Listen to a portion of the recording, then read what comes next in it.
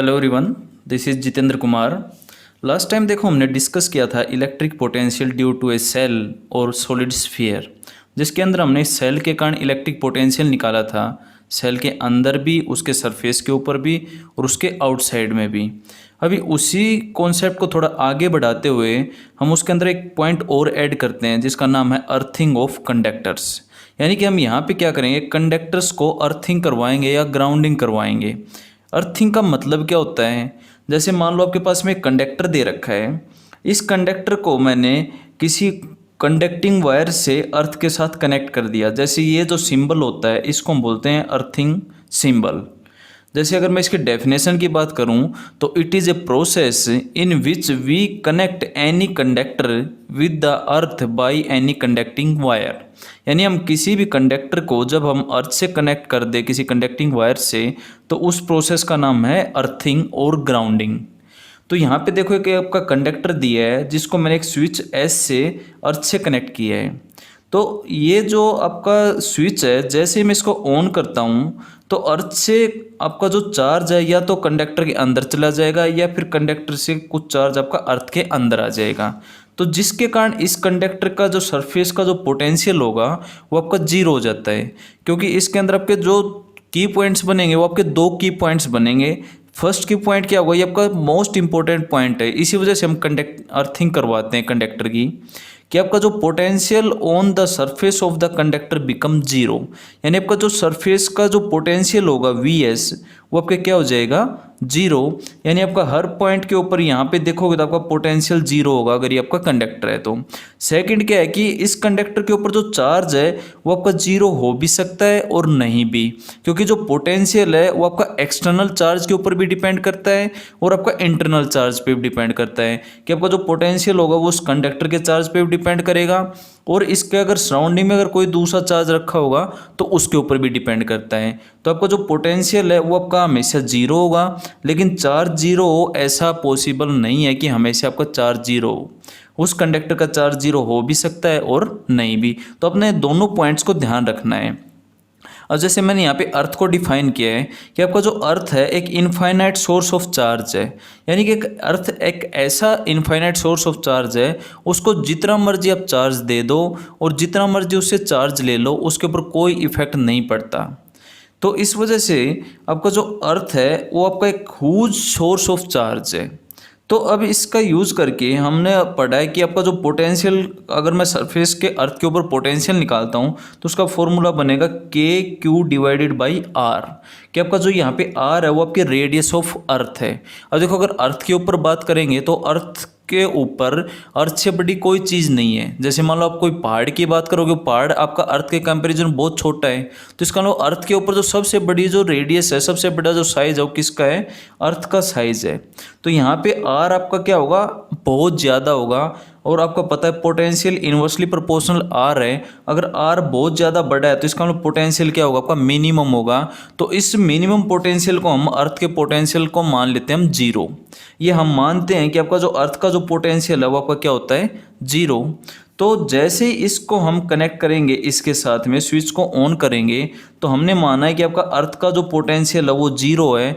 तो आपका जैसे ही इस वायर से कनेक्ट होगा तो इस सरफेस का जो पोटेंशियल है वो भी क्या हो जाएगा, जीरो।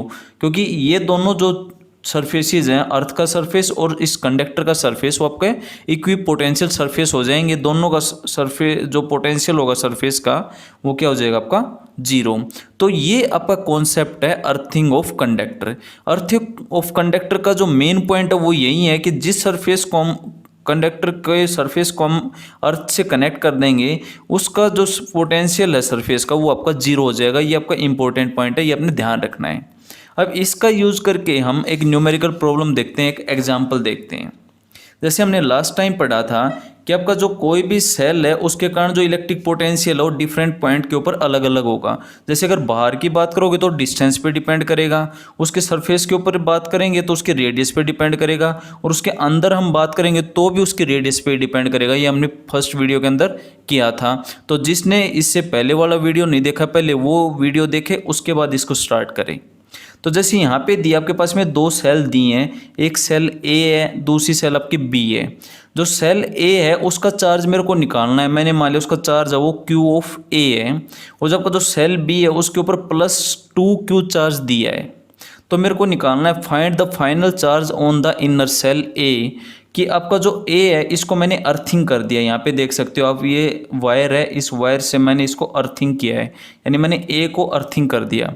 अब देखो अगर ए को मैं अगर अर्थ से कनेक्ट कर देता हूँ तो आपको पता है उसका जो पोटेंशियल होगा उसके सरफेस का वो क्या हो जाएगा आपका 0।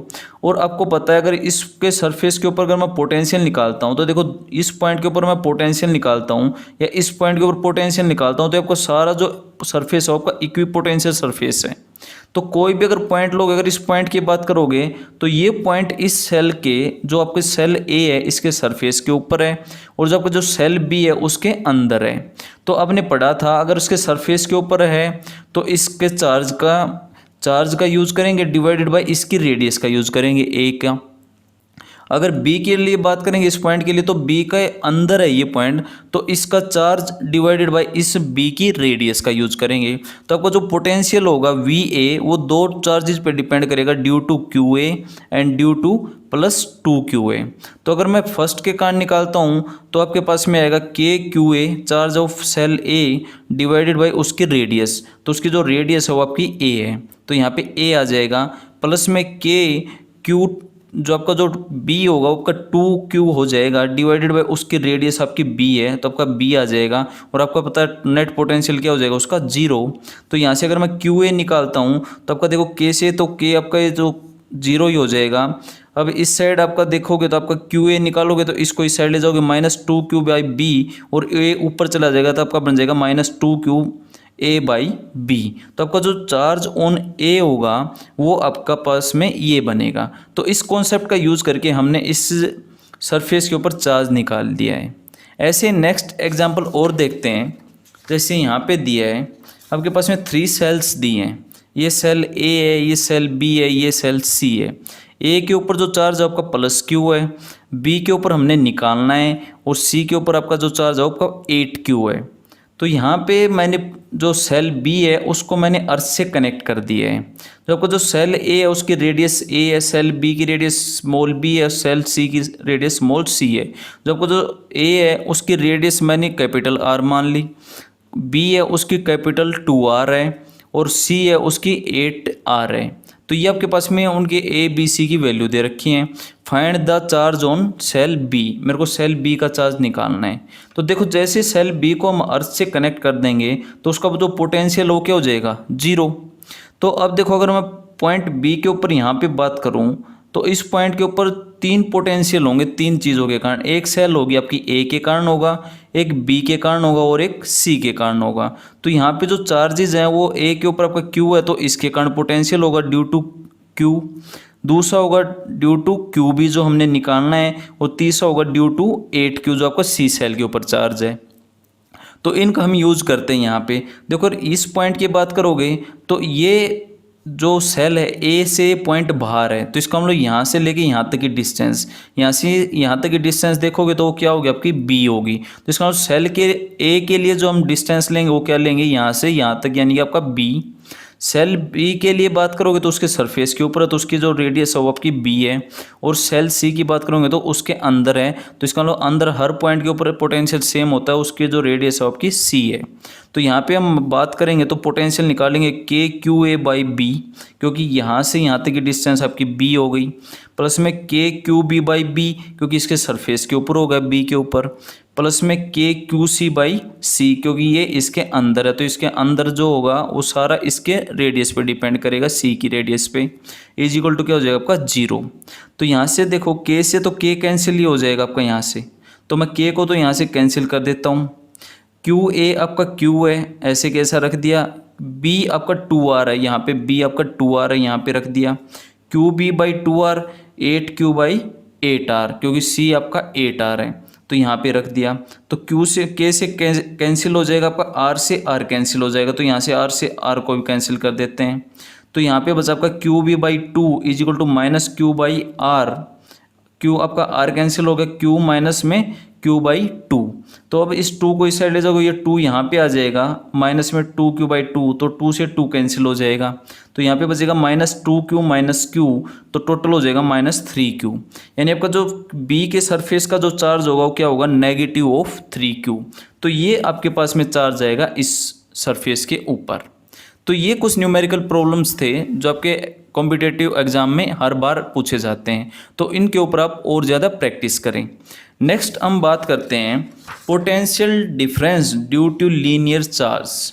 जैसे हमने इलेक्ट्रिक फील्ड निकाला था किसी स्ट्रेट लाइन चार्ज के कारण गॉस थ्योरम का यूज़ करके, ऐसे ही हम अब पोटेंशियल डिफरेंस निकालते हैं। जैसे आपके पास में एक पॉइंट ये दे रखा है जिसका पोटेंशियल आपका V1 है, और एक पॉइंट आपका ये दे रखा है जिसका पोटेंशियल आपका V2 है, और दोनों के बीच में मेरे को पोटेंशियल डिफरेंस निकालना है। तो यहाँ से देखो, जो ये आपका लीनियर चार्ज डिस्ट्रीब्यूशन है, आपके स्ट्रेट लाइन है जिसके ऊपर चार्ज फैला हुआ है, और इसकी जो चार्ज डेंसिटी है वो आपकी लैम्डा है, कि आपका जो लैम्डा है वो लीनियर चार्ज डेंसिटी है। तो आपका जो इलेक्ट्रिक फील्ड हम गॉस थ्योरम का यूज़ करके हम निकाल चुके हैं पहले ही, कि आपका जो इलेक्ट्रिक फील्ड आता है किसी भी स्ट्रेट लाइन के कारण, लीनियर स्ट्रेट लाइन होगी इनफाइनाइट लेंथ की, किसी पॉइंट के ऊपर निकालोगे तो वो बनेगा lambda divided by 2 pi epsilon naught R, कि आपका जो यहाँ से जो परपेंडिकुलर डिस्टेंस होगी उसके इन्वर्सली प्रोपोर्शनल होगा। तो यहाँ से इलेक्ट्रिक फील्ड आपको ये पता, आप निकाल चुके हो पहले ही। तो मेरे को निकालना क्या है, इन दोनों पॉइंट्स के बीच में पोटेंशियल डिफरेंस निकालना है। तो यहाँ से हम यूज़ कर सकते हैं कि आपका जो पोटेंशियल डिफरेंस होता है V2 माइनस V1, वो क्या बनेगा आपके पास में integration of E D are, और कहाँ से कहाँ हम चेंज कर रहे हैं R1 से R2, क्योंकि हम कहाँ से कहाँ जाएंगे, इस पॉइंट से लेकर के इस पॉइंट तक। तो आपकी जो परपेंडिकुलर डिस्टेंस होगी वो क्या होगी, आपकी R1 से जा रहे हैं हम R2, क्योंकि पाथ पे डिपेंड नहीं करता, सिर्फ हमने परपेंडिकुलर डिस्टेंस देखनी है। तो यहाँ पे ई डी आर जो आप जा रहे हो, आप ऊपर की साइड में इलेक्ट्रिक फील्ड भी ऊपर है, तो दोनों के बीच आपका एंगल 0 डिग्री है, तो आपका कोस 0 आपका 0 हो जाएगा। तो डॉट प्रोडक्ट खोलते हैं तो यहाँ पे आपका 0 1 ही आता है। तो यहाँ पे हमें पता है इलेक्ट्रिक फील्ड होता है lambda upon 2 pi epsilon naught R, यहाँ पे रख दिया, इनटू में डी आर ऐसे कैसा। अब देखो lambda upon 2 pi epsilon not constant है, इसको बाहर निकाल लेंगे, ये माइनस ऐसे कैसा, अंदर बचेगा 1 अपॉन में आर डी आर, और देखो 1 अपॉन में आर का जो इंटीग्रेशन होता है वो होता है नेचुरल लॉग ऑफ आर। ये जो एल एन है इसको हम बोलते हैं नेचुरल लॉग, तो यहाँ पे एल एन आर आ जाएगा। अब एक बार यहाँ पे अपर लिमिट पुट कर देंगे, माइनस लोअर लिमिट पुट कर देंगे, तो आपका जो बनेगा वो बनेगा minus lambda upon 2 pi epsilon naught ऐसे कैसा, इनटू में बचेगा L N of R2 minus L N of R1, और आपको पता है log of A minus log of B को हम लिख सकते हैं लॉग ऑफ ए अपॉन में बी। तो यहाँ पे मैंने रख दिया R2 बाई R1, तो आपका L N R2 by R1, और ये आपका ऐसे कैसा गया, आपका जो पोटेंशियल डिफरेंस बनेगा वो बनेगा V2 minus V1 is equal to minus of lambda upon 2 pi epsilon naught natural log of R2 by R1। तो इन दोनों पॉइंट्स के बीच में जो पोटेंशियल डिफरेंस का जो फॉर्मूला बनेगा वो बनेगा ये। तो यहाँ पे एक चीज़ देख सकते हो आप, अगर मैं R को इन्फिनिटी कर देता हूँ तो आपका इलेक्ट्रिक फील्ड 0 हो जाता है, लेकिन यहाँ पे अगर कोई भी वैल्यू को इलेक्ट्रिक इन्फिनिटी करोगे तो आपका इलेक्ट्रिक पोटेंशियल 0 नहीं होता। तो मैं यहाँ से ये कह सकता हूँ आपका जो पोटेंशियल होगा वहाँ पे इन्फिनिटी के ऊपर आपका नॉन जीरो होगा। हम ये कभी नहीं मान के चलेंगे कि आपका जो पोटेंशियल है इस स्ट्रेट लाइन के कारण इन्फिनिटी के ऊपर 0 होगा। ये एक इंपॉर्टेंट पॉइंट आपने ध्यान रखना है कि आपका इन्फिनिटी के ऊपर कोई भी इनफाइनाइट स्ट्रेट लाइन के कारण इलेक्ट्रिक पोटेंशियल 0 नहीं होगा। तो ये है आपका potential difference due to linear charge distribution. Second बात करते हैं हम potential difference due to a plane sheet, कि आपके पास में एक प्लेन शीट दे रखी है जिसकी जो चार्ज डेंसिटी है वो आपकी सिग्मा है, कि आपका जो चार्ज है वो आपका पूरे सरफेस के ऊपर फैला हुआ है। अब आपको पता है अगर आपकी ये जो सीट है ये आपके इनफाइनाइट साइज़ की, बहुत बड़ा साइज़ है, तो आपने इलेक्ट्रिक फील्ड निकाला था कि अगर ये पॉजिटिव चार्ज है तो electric field line outward direction में होंगे। तो यहाँ पे देखोगे तो इस पॉइंट के ऊपर इलेक्ट्रिक फील्ड इस साइड होगा, और इलेक्ट्रिक फील्ड है वो आपका डिस्टेंस पे डिपेंड नहीं करता। तो इलेक्ट्रिक फील्ड का फॉर्मूला आया था वो आया था सिग्मा बाई 2 एप्सिलॉन नॉट। तो यहाँ पे इलेक्ट्रिक फील्ड है सिग्मा बाई 2 एप्सिलॉन नॉट, और दो पॉइंट दे रखे हैं, एक पॉइंट ये दे रखा है जहाँ पे पोटेंशियल आपका V1 है, एक पॉइंट ये है जहाँ पे पोटेंशियल आपका V2 है। मेरे को दोनों के बीच का पोटेंशियल डिफरेंस निकालना है। तो सबसे पहले हमने क्या किया, सबसे पहले हमने लिखा कि जो आपकी जो सिग्मा है वो क्या है, सरफेस चार्ज डेंसिटी है, और हमने इलेक्ट्रिक फील्ड निकाला है किसी भी पॉइंट के ऊपर, वो होता है आपका sigma divided by two epsilon not. तो ये जो इलेक्ट्रिक फील्ड है वो आपका इंडिपेंडेंट ऑफ पाथ होता है। तो ये आपका इलेक्ट्रिक फील्ड आ गया। अब पोटेंशियल डिफरेंस देखते हैं V2 माइनस V1, तो क्या बनेगा integration negative of R1 to R2 E D R. तो अब ई आपको पता है sigma by two epsilon naught, यहाँ पे रख दिया कांस्टेंट, अब बाहर आ गया sigma by two epsilon naught. Integration किसका करना है, डी आर का, R1 से R2। अगर डी आर का मैं इंटीग्रेशन करूँगा तो आपका आर आएगा, लिमिट आपकी R1 टू R2। एक बार अपर लिमिट पुट कर देंगे, एक बार माइनस करके लोअर लिमिट पुट कर देंगे यहाँ पे, तो आपका बनेगा minus sigma of two epsilon naught into में R2 माइनस R1। अगर मैं R2 माइनस R1 की बात करूँ तो ये आपके पास में ये R1 डिस्टेंस है और ये आपके पास में R2 डिस्टेंस है। तो अगर मैं R2 माइनस R1 की बात करूँगा तो दोनों पॉइंट्स के बीच की ये डिस्टेंस बचेगी। तो ये मैंने बोल दिया डेल्टा R, कि दोनों पॉइंट्स के बीच का जो पोटेंशियल डिफरेंस बनेगा वो बनेगा minus of E delta R, कि आपका जो ई है वो आपका इंडिपेंडेंट ऑफ आर है, तो आपका आ जाएगा sigma by two epsilon not. तो दोनों के बीच का जो पोटेंशियल डिफरेंस होगा वो आपका ये होगा। तो उम्मीद करता हूँ यहाँ तक समझ में आया होगा। आज की वीडियो में यहीं तक, मिलते हैं नेक्स्ट वीडियो के अंदर। Thank you and take care.